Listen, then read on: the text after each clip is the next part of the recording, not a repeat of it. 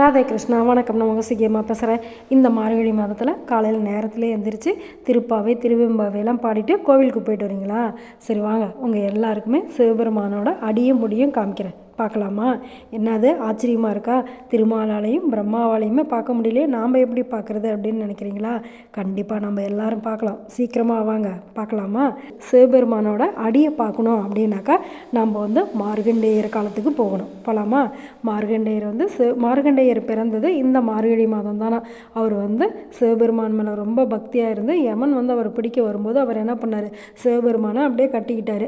அப்படி கட்டிகிட்டு இருக்கும்போது யம தர்மராஜா அவர் மேலே பாசக்கயிறை போடும்போது சிவபெருமான் வந்து அவரை எட்டி உதைச்சாராம். அப்படி உதைக்கும் போது யம தர்மராஜா வந்து சிவபெருமானோட பாத தரிசனம் கிடச்சிதான். அப்போ வந்து மார்கண்டேயருக்கும் சிவபெருமானோட பாத தரிசனம் கிடச்சிருக்கு. நாம் இந்த கதையை கேட்கும் போது நம்ம கண்ணு முன்னால் சிவபெருமானோட பாதம் நம்ம கண்ணுக்கு தெரியுதா? சிவபெருமானோட அடி, அதாவது சிவபெருமானோட பாத தரிசனத்தை பார்த்தாச்சு. இப்போ சிவபெருமானோட முடி, தலைமுடியை பார்க்கணும் அப்படின்னாக்கா நாம் வந்து மதுரைக்கு தான் போகணும். வந்தி அப்படிங்கிற பாட்டிக்காக அவர் என்ன பண்ணார், கூலியால் பிட்டுக்கு மண் சுமந்தார். அவர் அப்படி பிட்டுக்கு மண் சுமந்தபோது அவருடைய தலையவும் பார்த்துருக்கலாம் அப்படின்னு சொல்லிட்டு இதை வந்து பாண்டிய மன்னன் வந்து சொல்கிறாரு. பாண்டிய மன்னனுக்கு வந்து வந்திருக்கிறது சிவபெருமான் தான் அப்படின்னு தெரிஞ்சதுமே நம்ம அவரை தெரியாமல் அடிச்சிட்டோமே, இந்த வந்தி கொடுத்த புட்டு வந்து உனக்கு வந்து அம்மா இல்லாத குறைய போக்கிடுச்சா அப்படின்னு சொல்லி கேட்டுட்டு திருமாலும் நான்முகனுமே வந்து உன்னுடைய அடிமுடியை காண முடியல அப்படின்னு தவிச்சாங்களே, அவங்க 2 பேரும் இந்த வைகையை அடைக்கிறதுக்காக வந்திருந்தாங்க அப்படின்னாக்கா உன்னுடைய அடியவும் முடியவும் இங்கே பார்த்துருக்கலாமே அப்படின்னு சொல்லி பாண்டிய மன்னன் வந்து 2 பேருக்கும் கிடைக்காத பாக்கியம் எனக்கு கிடைச்சிருக்கே அப்படின்னு சொல்லி பாண்டிய மன்னன் ரொம்ப சந்தோஷப்பட்டாரா. இப்போ சிவபெருமானோட முடியை பார்த்தாச்சா?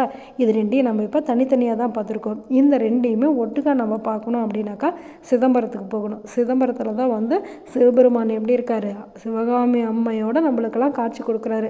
காலை தூக்கி ஜடாமுடியோடு நம்மளுக்கு காட்சி கொடுக்குறாரு. அதனால் சிதம்பரம் போனோம் அப்படின்னாவே நம்ம சிவபெருமானோட அடியவும் பார்த்துடலாம், முடியவும் பார்த்துடலாமா. உண்மை அன்பும் ஆர்வமும் உள்ள உத்தமருக்கு இறைவனது முழு உருவமும் காண முடியும் அப்படிங்கிறது இதிலிருந்து நம்மளுக்கு தெரியுதானே. அத்தகைய பக்தியோடு நம்ம வாழ்ந்து பரமனடியே வணங்கணும் அப்படின்னாக்கா நம்மளுக்கும் சிவபெருமானோட அடி முடி 2மே கிடைக்கும். இப்போ உங்கள் கண்ணு முன்னால் சிவபெருமானோட அடியும் முடியும் பார்த்துருப்பீங்களே. நல்லது நினைப்போம், நல்லதே நடக்கும், ஆனந்தமாக இருப்போம். ஓகே, பாய். ராதே கிருஷ்ணா.